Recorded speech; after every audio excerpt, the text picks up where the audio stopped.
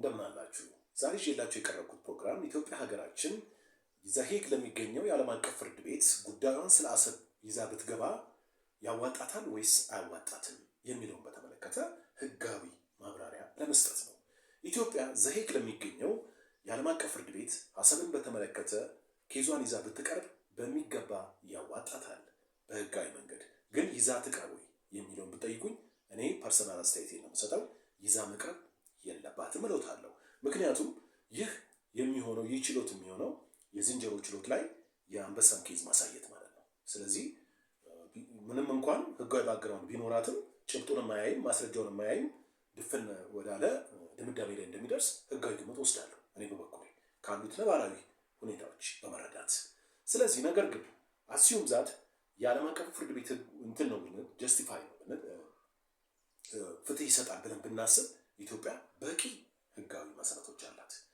የመጀመሪያውን መሰረት ልንገራችሁ፣ በጣም ሊብራራ የሚገባው መሰረት ነው። ይህ በ1993 በእነሱ አቆጣጠር በእኛ አቆጣጠር 1985 እስከ 86 ባለው በኢትዮ ኤርትራውያን ለነፃነታቸው ተደረገ ለተባለው ጦርነት ፍጻሜ ያገኘበት ነው። ያ ፍጻሜ ሲያገኝ እነሱ ኢንዲፔንደንስ ጠየቁ። ኢንዲፔንደንስ ሲጠይቁ ኢትዮጵያ ኢንዲፔንደንሱን ሪኮግኒሽን ሰጥታለች ወይ ለሚለው አኔክሴሽን ወይ ደግሞ መቆረጣቸውን ወይ ደግሞ ሌላ ሀገር ብቸኛ ሀገር መሆኗን እውቅና ሰጥታለች ኢትዮጵያ ቢባል አልሰጠችም። እውቅና ግን አግኝተዋል ወይ? አግኝተዋል። በማን ያገኙት? ዘ ትራንዚሽናል ገቨርንመንት ኦፍ ኢትዮጵያ በሚባለው ስቴት ነው። ኢትዮጵያ ብዙ አይነት ስቴቶች አግኝታለች። ስቴት ነፍስ ነው፣ በነገራችን ላይ ስጋው ገቨርንመንት ነው። ነፍስ ነው ስላችሁ አይታይም፣ አይደስስም። ነገር ግን ስጋው ገቨርንመንት ነው። ኦርጋኖቹ፣ ኢንስቲትዩሽኖቹ ወይም ሰዎቹ ናቸው ገቨርንመንት የሚባሉት። ስለዚህ በወቅቱ ኢትዮጵያ የነበረችበት ሁኔታ ዘ ትራንዚሽናል ገቨርንመንት ኦፍ ኢትዮጵያ ነበር የምትባለው። የሽግግር መንግስት ደግሞ እንደዚህ አይነት ስልጣን የለውም። ሶቨሬን የማድረግ የራሱን ሌላ አካልን እውቅና የመስጠት ከራሱ የተቆረጠን አካል ሶቨሬን ኤንቲቲ የመስጠት ቴሪቶሪ የመቁረጥ ስልጣን የለውም። ይህ የዩናይትድ ኔሽን አርቲክሎች በግልጽ ያሳያል። የዩናይትድ ኔሽን አርቲክል 2 ንዑስ ቁጥር 4 ብታዩት በግልጽ ያሳያል። እንዲሁም ዩናይትድ ኔሽን የሚተዳደርባቸው ሌሎች ፕራክቲሶች አሉ።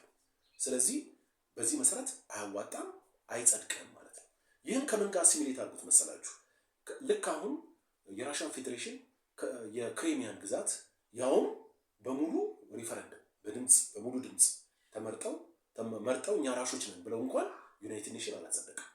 ምንም እንኳን ሆስት ካንትሪዋ እምቢ ብትልም ማለት ነው፣ አልገልጽም እኔ አልፈልግም ብትልም ዩክሬን ማለት ነው።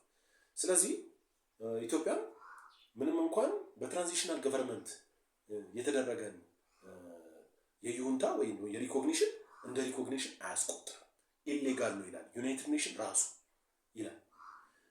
የትራንዚሽን ገቨርንመንት ወይም ደግሞ የሽግግር መንግስት ስልጣኑ ምንድን ነው ታዲያ ብትሉኝ የትራንዚሽን ገቨርንመንት ስልጣኑ ፋሲሊቴት ማለት ነው።